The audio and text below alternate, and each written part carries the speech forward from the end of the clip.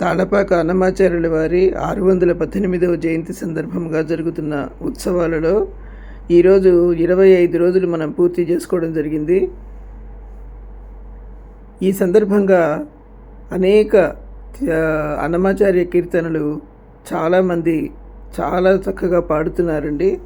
ఆ పాడిన పాటలన్నీ అందరూ వింటారని ఇక్కడ పెట్టడం జరిగింది. మీరందరూ కూడా చూసి స్వామివారి ఆశీర్వచనములు పొందండి. Thank you very much for watching my video. Thank you.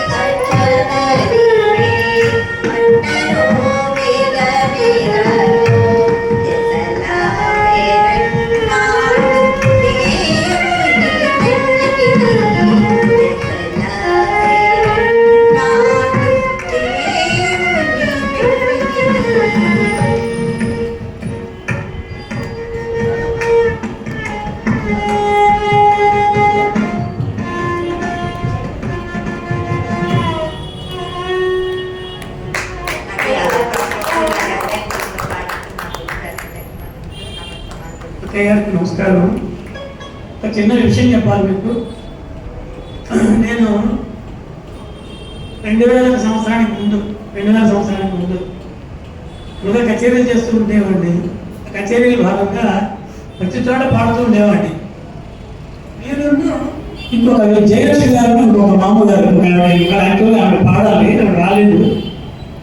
ఆవిడంటే ఈవిడ ఇద్దరు కలిసి నా కచేరీలు అటెండ్ అయ్యేవాడు. అట్లా చాలా కచేరీలు అటెండ్ అయ్యేవాడు.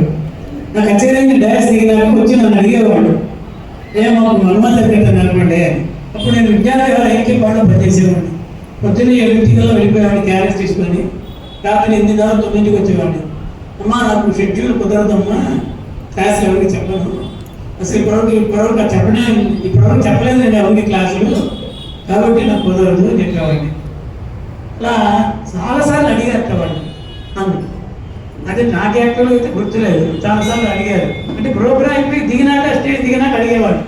అంటే ఎంతమందో మాట్లాడుతూ ఉంటారు కదా, ఆ మాటల్లో మరి వీళ్ళే మాట్లాడేవాళ్ళు నాకు గుర్తుండేది కదా. ఆ తర్వాత ఒకసారి వీళ్ళు ఒక 15 మంది కలిసి మా ఇంటికి వచ్చేసారు.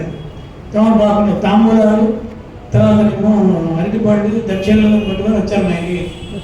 అప్పుడే నేను స్కూల్ నుంచి వచ్చాను ఇంటికి. 6:30కి ఇంటికి వచ్చాను సాయంత్రం. ఆ రోజు ఎందుకో ఇంటికి వచ్చినా కూర్చున్నాక అప్పుడు అందరూ వరండాలు సర్టికి పడిపోయారు.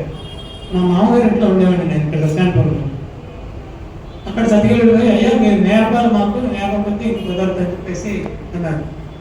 వీరును మామగారు ఇద్దరు పట్టుబట్టి, వాళ్ళు పట్టుబట్టలు ఉండడం వల్లనే నేను ఇలా అందరికీ నేర్పించి బాగా 7,000 మందికి నేను ఇప్పుడు వరకు నేర్పాను. వాళ్ళందరూ ఇప్పుడు వరకు నేర్చుకొని చాలామంది టీవీలో పాడుతున్నారు, దూరదర్శన్లో యాంకర్గా ఉంటున్నారు. చాలామంది చాలా రకాలుగా హనుమాన్ సంకీర్తనలు పాడటం, ఇంకా చాలా ఉంటున్నారు అందరూ. అది ఇప్పటికీ నేను చెప్పడం అనేటువంటిది నా అదృష్టంగా భావిస్తాను. నేను గురుస్థానంలో ఉన్నానని ఇప్పుడు నేను తెలవదు. చిన్నవాళ్ళకైనా పెద్దవాళ్ళకైనా అందరికీ ఒడిగానే నేను నేర్పుతాను. అప్పుడు నా బాగా కోపం ఉండేది, చెప్పేవాడిని. విపరీతమైన నా కోపం నాకు, ఏం మాట్లాడుతున్నా నాకే తెలియదు, నన్ను వదిలేండి, నా పరిస్థితి నా టెన్షన్గా ఉంటుందనేవాడు. అయినా సరే మీరు చెప్పాల్సిందే అని చెప్పి పట్టుబట్టి చెప్తే సుమారుగా అక్కడికే 2,000 పాటలు పాడతారు. వాడు 2,000 పాటలు పాడతారు. అన్ని భాగ్యకాలు, కీర్తనలు అన్ని కలిపితే 2,000 పాటలు పాడతారు. ఈవిడే మా అమ్మగారు, తెలుగు అమ్మగారు ఉన్నాయి. ఈ అమ్మగారు సరస్వతి గారు కూర్చున్నారు. వీళ్ళందరూ అంటే ఇంకా చాలా మంది ఉన్నారు. వాళ్ళు రావట్లేదు. ఇప్పుడు ఇందరికి మన ఇది మొత్తానికి వెళ్ళట్లేదు, రావట్లేదు. ఇప్పుడు ఈ కరోనా వచ్చినప్పుడు అంటే మన అదృష్టం, అది దురదృష్టం. మనకి అదృష్టం కాదు, కరోనా అంటేనే మన దురదృష్టం. దానివల్ల ఏంటంటే అందరూ ఆన్లైన్లో చెప్పించుకున్నారు. ఆ ఆన్లైన్లో చెప్పించుకోవడం వల్ల ఎవరు ఒక డయాస్ ఇక్కడికి వచ్చి నేర్చుకోవడానికి పాడడానికి లేకుండా అయిపోతుంది. ఆన్లైన్లో అంటే వేరే ఊళ్ళ నుంచి వస్తాను. అది పరిస్థితి. అది మాత్రం నా దురదృష్టంగా భావిస్తాను నేను. ఎందుకంటే ఇదొక ఇళ్ళ చెప్పేవాడిని, మా ఇంటికి వచ్చేవాడు ఎంత బాగుండేదో. ఆ రోజులన్నీ వేరు, ఆ ఆనందం వేరు. ఓల్డేజ్ గోల్డ్ అంటారు కదా, ఆ ఆనందం వేరు, నా పద్ధతి వేరు.